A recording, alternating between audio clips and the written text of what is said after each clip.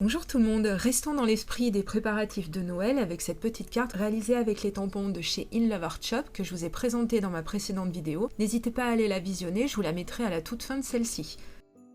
Et c'est surtout la bonne excuse pour vous montrer comment réaliser un joli ciel de nuit avec les distressing. Passons à la réalisation. Toujours avec mon tapis trop pratique mais pas beau à la caméra de chez Caramel Studio puisque je tiens à garder mon plan de travail le plus propre possible, je vous présente les teintes de distressing, la Cracked Pistachio, la Peacock Feathers et la plus foncée, la Blueprint Sketch. Mais vous verrez que j'en rajouterai une un petit peu plus loin dans la vidéo. Et nous voilà partis pour démarrer la mise en couleur de notre fond. Sur du papier China que j'ai découpé aux mesures 10 par 14, je vais commencer à appliquer la teinte la plus claire, même si on peut commencer par celle qu'on veut.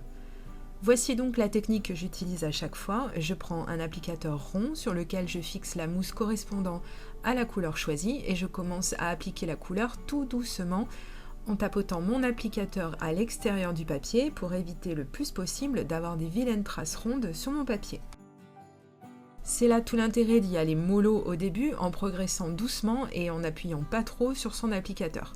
Vous apprendrez bien vite qu'on a plus de facilité à rajouter de la couleur qu'à en enlever. Une fois que je suis satisfaite du premier passage que j'ai fait avec la première teinte, je vais travailler la seconde en la rajoutant elle aussi progressivement.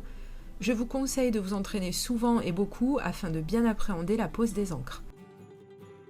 Il est quand même très facile de les travailler, avouons-le, elles se mélangent plutôt bien et les résultats sont toujours waouh. Donc on applique doucement, toujours avec des mouvements circulaires, en commençant bien à l'extérieur du papier et en appuyant qu'à partir du moment où l'on perd de la couleur et de l'intensité.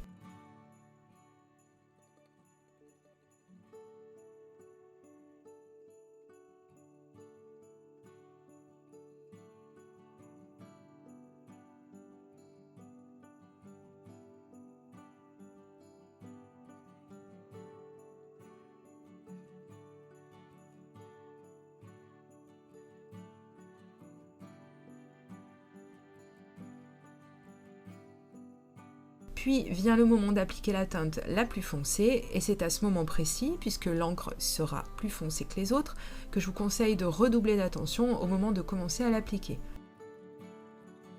Bon d'accord, on ne joue pas non plus sa vie sur cette action, mais avouons qu'un mauvais geste suffit à nous pousser à tout recommencer parce qu'on a fait de vilaines traces. Ce serait dommage quand même. On le distingue assez mal car mon plan de travail est très éclairé, mais les couleurs commencent à se fondre entre elles, et tout de suite le résultat commence à me plaire.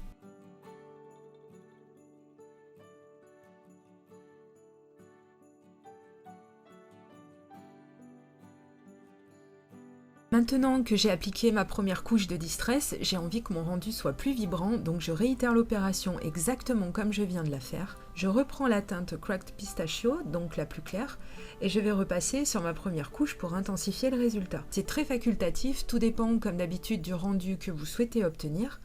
Et effectivement, je ne saurais trop vous conseiller de ne pas trop mettre vos doigts sur les couleurs déjà posées, histoire d'éviter les incidents.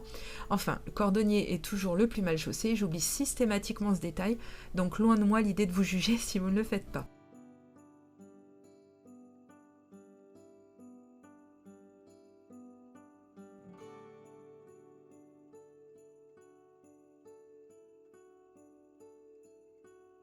Alors c'est bien, mais j'avais envie d'un peu de dégradé supplémentaire, alors je prends une quatrième teinte plus foncée encore, et je vais souligner la partie la plus foncée elle aussi. Bah oui, soyons logiques tant qu'on y est. De prime abord, la différence paraît tellement subtile qu'on la voit quasiment pas. Pourtant, vous verrez que je ferai pas ça pour des prunes.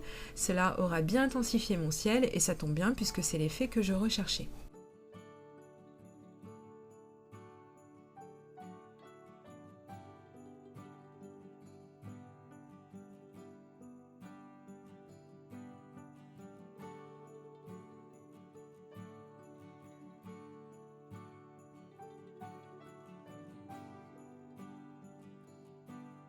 Passons au bas de ma carte, je prends un gris très clair et je vais la poser lui aussi tout doucement pour le travailler.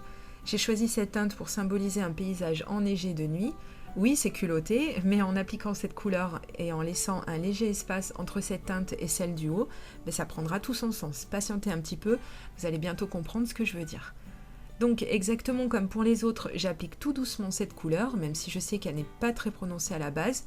on n'est jamais trop prudent. Pour donner de l'intensité, je rajoute la Black Soot. Je la rajoute principalement sur la partie basse de la teinte grise, cela accentuera l'effet de dégradé et donnera cet aspect de neige de nuit que je recherche.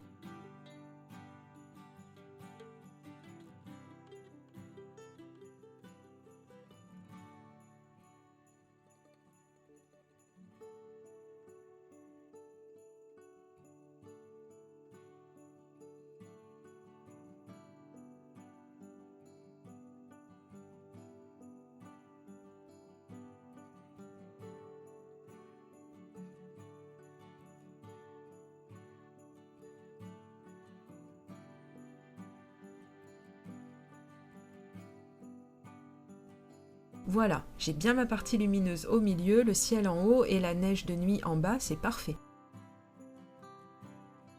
Passons à ce fameux tampon que je mets aujourd'hui au banc d'essai. Je vous montre la référence, mais elle figure comme tout le reste du matériel en lien direct dans la barre d'infos sous cette vidéo. Et c'est bien entendu équipé de ma fidèle stamp plateforme que je vais tamponner tout ça. Je coince mon papier très solidement avec les deux aimants super costauds et je sélectionne le tampon que je vais utiliser. La frise d'arbre et de maison en l'occurrence.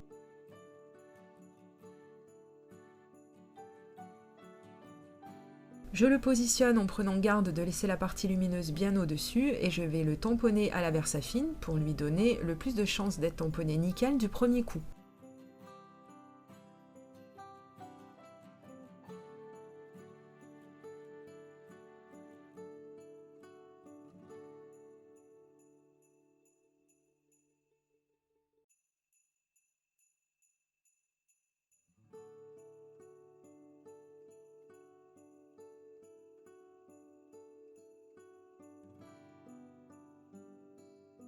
Voilà, et là on est bien content d'avoir un outil qui permet de retamponner exactement au même endroit, je le dirai jamais assez. Pourtant j'ai bien appuyé et pourtant le reste c'est très bien tamponné. Alors je recommence, je remets de l'encre avant de refermer le couvercle et donc de tamponner une seconde fois.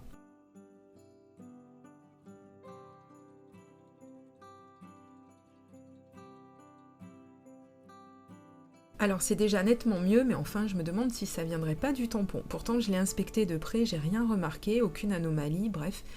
Il faut avoir l'œil pour voir qu'il n'est pas tamponné correctement, mais bon, c'est quand même quelque chose à noter. Continuons alors cette fois-ci avec le Papa Noël qui descend du ciel sur son traîneau, mais seulement quand je me serai enfin décidée sur la position que je vais lui faire prendre. Est-ce qu'il monte genre j'ai déjà fini ma livraison de cadeaux, ou est-ce que je le fais descendre à pic, mais là c'est l'accident assuré, le pauvre. Bon, après mes réflexions avec moi-même, j'en arrive à la conclusion que je vais le mettre le plus simplement du monde, en vol tout droit, comme ça chacun imaginera bien ce qu'il veut. On va quand même pas y passer Noël, c'est le cas de le dire.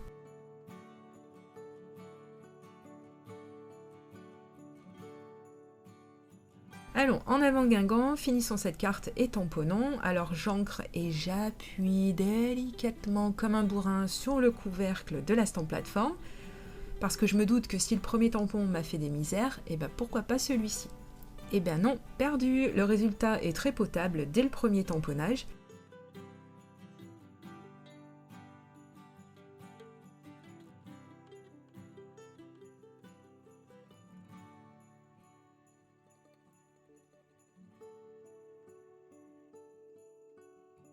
Cette planche de tampon ne contenait pas de sentiment, alors j'en ai pris un qui allait plutôt bien avec le feeling de cette carte. Ne me demandez pas d'où il vient, je l'ai eu il y a longtemps lors d'un échange, mais s'il dit quelque chose à quelqu'un, je veux bien que vous nous donniez la marque dans les commentaires. Et après 10 minutes de grande discussion avec moi-même toujours, j'ai choisi de le poser en plein milieu et finalement c'est tip top. Je vais coller mon fond de carte sur ma base avec le ATG Gun de Scotch.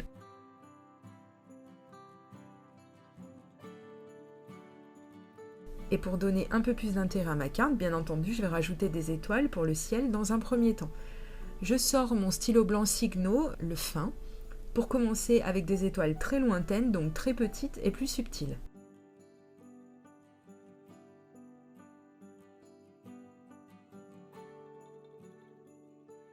Et ensuite, j'ai sorti mon Posca pour faire de grosses gouttes de peinture blanche non maîtrisées, comme ce qu'on pourrait voir en regardant la neige tomber à travers une fenêtre.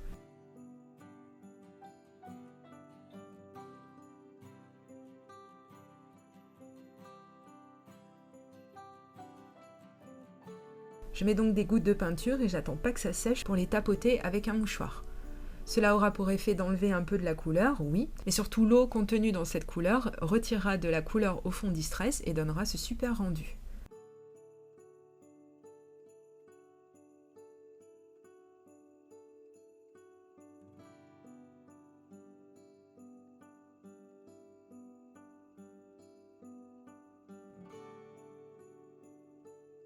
Puis je prends mon Sakura Gel Pen blanc, le meilleur stylo blanc de tous les temps pour moi, et je vais rajouter par-ci par-là quelques étoiles pour le détail.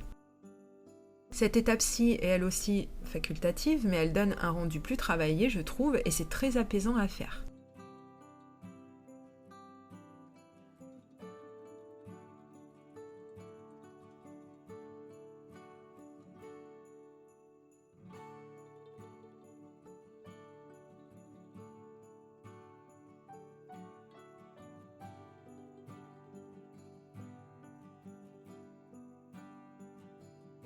Et le rendu final de cette carte, que vous pouvez bien sûr détourner avec toutes les teintes que vous voulez. Ici, je souhaitais une atmosphère un peu froide, rappelant les rigueurs climatiques de l'hiver et cette impression de cocooning quand on regarde ces paysages depuis un intérieur bien chauffé. J'espère que cette vidéo vous a plu. Si oui, alors on y va pour le petit pouce en l'air avant de partir. Et je vous dis à très bientôt pour de prochaines vidéos. Gros bisous, bye bye.